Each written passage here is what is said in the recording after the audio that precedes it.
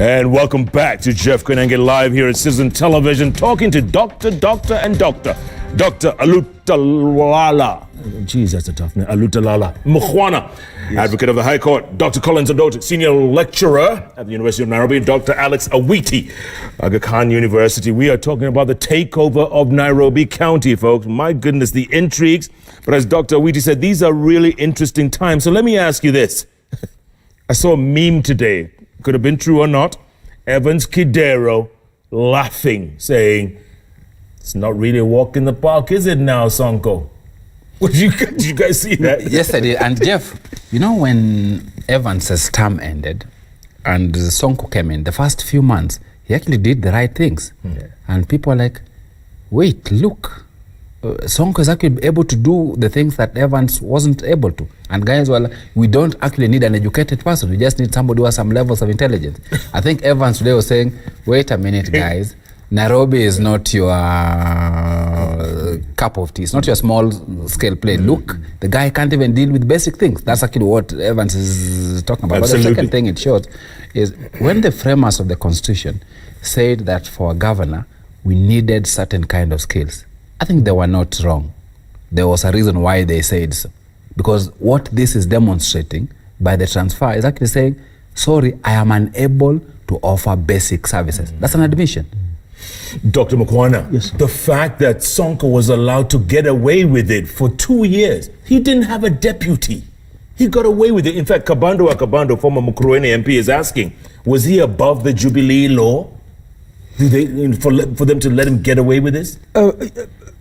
Jeff, if you allow me, just before I answer you to comment on what my brother here said about the way the changes have been done, the way the takeover has been done, and he's of the view that indeed what they glossed over, which we think is okay given the bigger picture, ought to have been mandatory. I agree with him to a certain extent. However, it's important that we contextualize how things are done, our politicians in this country. They first do it and then engage the citizenry in palliative treatment. Eventually, they have their way. Isn't it the same story with the BBI, my brother? Wasn't the BBI first thrown into our face, told everything was done? Then when there was a hue and cry, now consultations are going on, and soon we'll hear that all is well, people have accepted. So that is the Kenyan way we have to live with. But talking about Sonko, you see, Jeff, Sonko, when you deal with Sonko, you have to literally juggle the liver throughout. He's a very slippery guy. And one of the reasons why he was let to run the way he did was that the strategists had it right at that time. Or so they thought. They placed Igade below him. And they knew this flamboyant governor will be all over the place, doing all his charities and all that, somersaulting in the street, but the technocrat will be the deputy. And the fellow played ball. But until he patched himself at the top of the county, he kicked the storm. And that is how Igade took off. So the reason why he was allowed is because of Sonko's very nature. Remember that Sonko, despite his madness, for lack of a better word, he has endeared himself to the people. He got the highest votes in Nairobi. So he was a special breed. And that explains also why the government has taken time. See how many precision strikes were aimed at Sonko. The impeachment, as my brother has said. Suspension of the county government. Article 192 is also real. They could have suspended the county government. Remember Professor Kivuda Kibwana attempting it, Honorable Samboja attempting. That was also another way. So there were 3 pronged assaults and all were precision. This one has worked. Sonko was a special type. And yet, he still has an impeachment case next week, Doctor. I'm not sure whether the county assembly might want to execute that. Because I guess the question is, to what effect might be one of the questions. I think Sonko is on a path of, very concise self-destruction. And the county government, the county assembly might actually, if I were them, I would just basically let this play out. He's completely neutered. He has no powers. The critical functions that actually animate an operational county have been transferred to the central government, to the national government. So basically, Nairobi can run without a governor. What I'm not sure about is because one of the things that is provided for in the Constitution is that as soon as you transfer those powers, the resources move as well. Yes, yes. So the CECs, what's going to happen to those guys? Are they going to vacate office, for instance? The county transfer, that means that the government is going to hold the equivalent of expenditure in the budget of those 4 functions.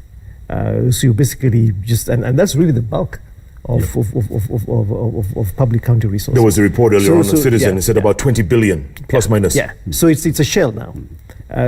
So I think even the county government, the county assembly will also be left without critical functions. So there are many implications of this. And if you follow each of them through the line, there might be a logical argument for dissolution of the county. But I don't want to jump ahead of that argument. Sure. But I think if you just look at it critically, we're basically setting the stage for those conversations to happen in earnest. Dr. Dote, let me ask you this. There's also a court case. All his accounts have been frozen. There's a 359 million shilling court case. If you were Sonko right now, if he was listening to you, what would you ask? What would you advise him? Would you advise him to resign? Would that help? Politicians don't resign. If you remember, Amos Kemunya said, "I would rather die than resign." I think, and never died. I think for Sonko, he's actually in the best or bad situation because this gives him a lifeline. Doing anything else is politically digging his own grave. I think with this, he can be able to stabilize the ship a little bit and ride himself. Is he still governor? Yes, he is. He is. He is actually governor. Now he's more governor than he was 2 days ago. Except if I was the county assembly, I would actually impeach Governor Sonko. You would? I would impeach Governor Sonko. Because if you did, then first you muddy the waters because these people didn't consult you. But the second, then you enter into the constitutional issue. Do we go for a new election? And when you go for a new election and you get a new governor, that governor will actually have the opportunity of saying, wait a minute, this thing that you entered into, first, you did not consult us as government, but number 2 was on the basis that Governor Sonko was unable to deliver. I am able to deliver. So give me my functions back. Give me my functions back. Oh, Lord. Dr. Mukhwana. My advice to Sonko will be this. Just like the good Lord said, come to me, you who labor And are heavily laden. and your sins will be forgiven. I'll give you rest. I would ask Sonko to come to the BBI and be as useful as ever.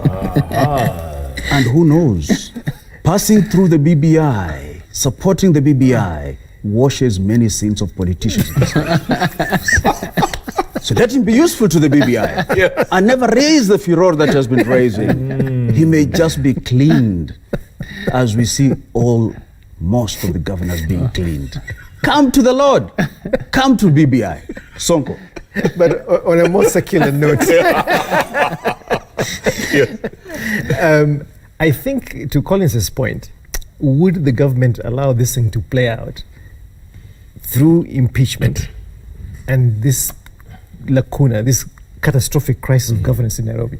I think they would pull the rug from under the feet of the county of Nairobi and actually suspend the county and not let it play out in a by-election. That's just be, if I were the president and I'm presented with this, that's what I would do. Suspend the government? Yes, as soon as you suspend the county. But you have only 90 days to play with. After that, Yeah. an election of sorts had become. Has to be called. Yes, to then after 90 days. To then reorganize. Because if you let it play out in that chaotic mode, I think the government loses control. But what I do not know.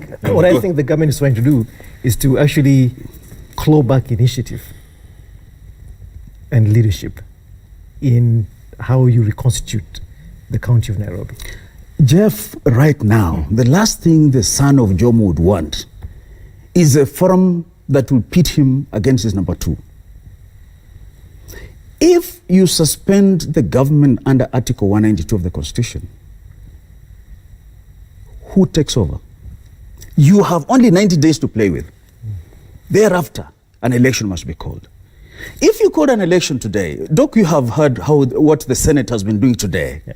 If you hear the tone and the temperament in the Senate, it's so unlikely that the son of Jomo would want to have a forum where his differences with the deputy would play out. that will be catastrophic politically.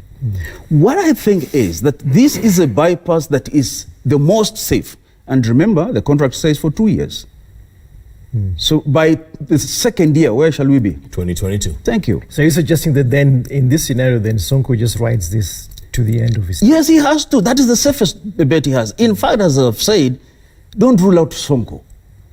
Man, without mentioning names, there are guys in the political elite whom we knew that there was impeachment looming. Isn't it true of Kitui? Was an impeachment looming? But after making Moses Kuria sit down in the sand, do you think You can tell charity. that impeachment is coming? Come on, this is the practical That is thing real in this politics country. now. Really, yeah. This is And that's politics. why I was telling you, Yes. if I was the county assembly, my political move would be to go ahead with the impeachment. And then create a crisis for the president. Yes, Uh-huh. because that way, they will then realize that, you needed to have brought us into the game plan. Yeah. But if I was the president, then I would spend between now and next week ensuring that ODM party and Jubilee party whips their members so that there's no impeachment.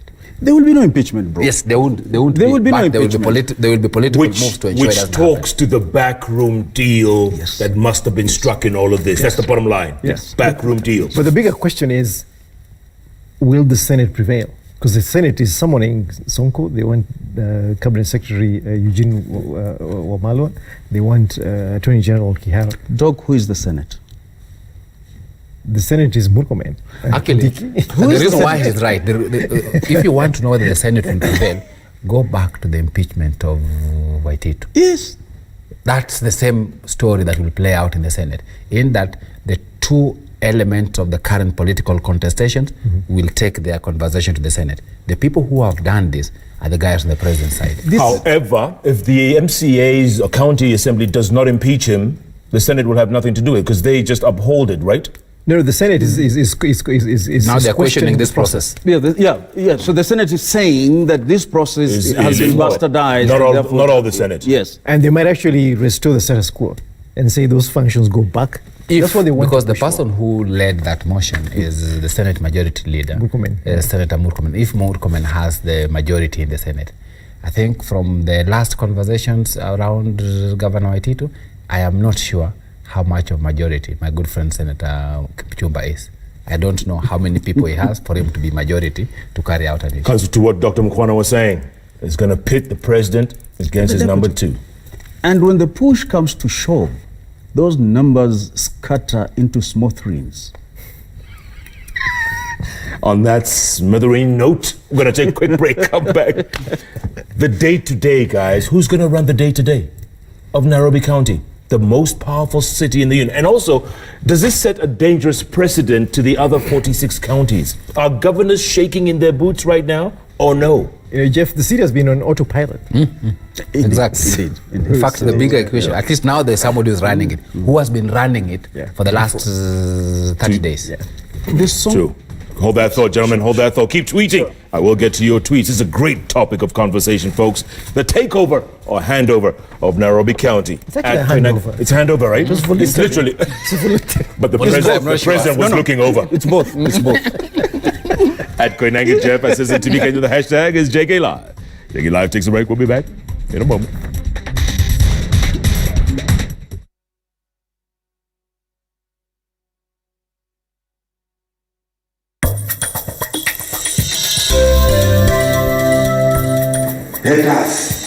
Haters.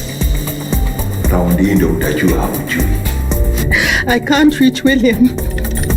My husband is missing. Missy, how?